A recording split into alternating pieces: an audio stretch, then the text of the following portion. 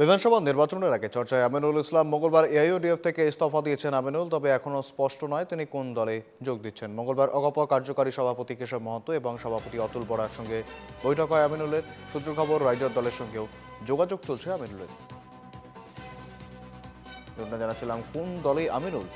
AIUDF থেকে ইস্তফা দিলেন আমিনুল ইসলাম। অগপ নেতাদের সঙ্গে বৈঠক শেষে দলত্যাগ আমিনুলের। রাইজর দলের সঙ্গেও যোগাযোগ আমিনুলের, খবর সূত্র মারফত।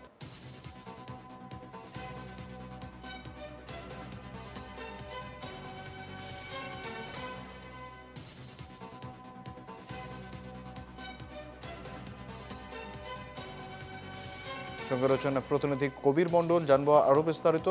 কবির, আমিনুলের পদত্যাগ নিয়ে রীতিমতো চর্চা রয়েছে, তিনি বর্তমানে কোন দলের দিকে এগোতে পারেন, কি রয়েছে সম্ভাবনা? কবির, হ্যাঁ দেখো, নির্বাচনের যখন চর্চা আরম্ভ হয়েছে তখন থেকে আমরা দেখতে পেরেছি, বিশেষ করে মানকাসরের যে আমিনুল ইসলাম বিধায়ক, তিনি এআইইউডিএফ থেকে নির্বাচিত হয়েছিল।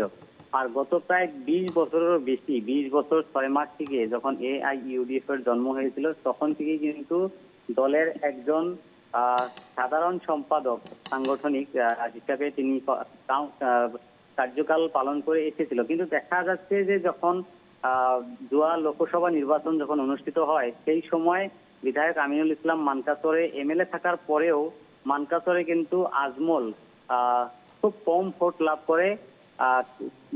কেননা 3বার আজমল ধুবড়ী থেকে যখন লোকসভা সাংসদ হিসাবে নির্বাচিত হয়েছিল সেই সময় দেখা যাচ্ছিল আজমল মানকাসর সমষ্টি থেকে প্রায় 1 লাখেরও বেশি ভোট লাভ করেছিল।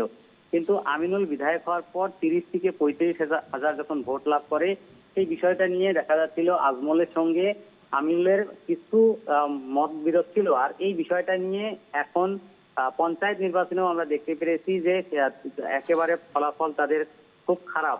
আর আমিনুল এখন শঙ্কায় ভুগছেন যে তিনি এআইইউডিএফ থেকে যদি নির্বাচনে প্রতিদ্বন্দ্বিতা করে তাহলে জিততে পারবে কিনা।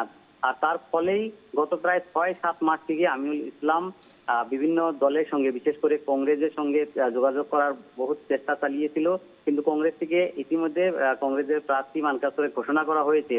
আর এই মুহূর্তে গতকালকে আমরা যেটা দেখতে পেরেছি, অগপ দলের যিনি কার্যকরী সভাপতি এবং সভাপতি অতুল বরা এবং কেশব মহন্ত তাদের সঙ্গে বৈঠকে বসে। আর বৈঠকের পরেই কালকে রাত্রে 7টার সময় কিন্তু তিনি পদত্যাগ পত্র দিয়েছেন এআইইউডিএফ থেকে। আর তার পরে আমরা দেখতে পেরেছি এআইইউডিএফ থেকেও কিন্তু তাকে ইতিমধ্যে 6 বছরের জন্য বহিষ্কার করা হয়েছে, নিলম্বিত করা হয়েছে।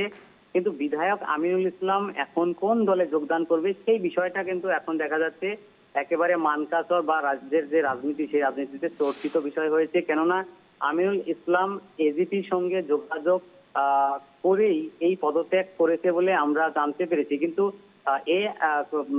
এই দিকে বলতে হবে, দেখো মানকাসরে গত প্রায় 4বার জাবেদ ইসলাম, যিনি দলের উপসভাপতি, অগপ দলের উপসভাপতি, তিনিও কিন্তু 4বার করে পরাজয় হয়েছে মানকাসর সমষ্টি থেকে। তারপর এইবার কিন্তু তিনি খুব জোরদার যে প্রচার কার্য অগপর হয়ে চালিয়ে যাচ্ছে মানকাসরে, এই সময় তিনি টিকিট বা প্রার্থিত্ব পাবে বলে চর্চা। আর সেই সময়ের মাঝে আমিনুল ইসলাম এখন অগপতে যোগদান করার যে সম্ভাবনা রয়েছে, তারপর জাবেদ ইসলামের স্থিতি কি হবে, জাবেদ ইসলাম কি করবে, সেই বিষয়গুলো এখন প্রশ্ন উঠছে। কিন্তু আমিনুল ইসলাম এখন পর্যন্ত বলেনি তিনি অগপতে যোগদান করবে না অন্য দলে যোগদান করবে। আমরা যে যতটুকু খবর পেয়েছি, বিশেষ করে আর রাইজের দলের সঙ্গেও আমরা কথা বলেছি, এজিপির সঙ্গেও যোগাযোগ করার চেষ্টা করেছি, রাইজের দলের সঙ্গেও তিনি যোগাযোগ রাখতে বলে একটা খবর পাওয়া গেছে। কিন্তু আজকে বিকালবেলার ভিতরে আমিনুল ইসলাম কোন দলে যোগদান করবে সেই বিষয়টা কিন্তু সামনে আসার সম্ভাবনা রয়েছে। একেবারে অনেক ধন্যবাদ কবির।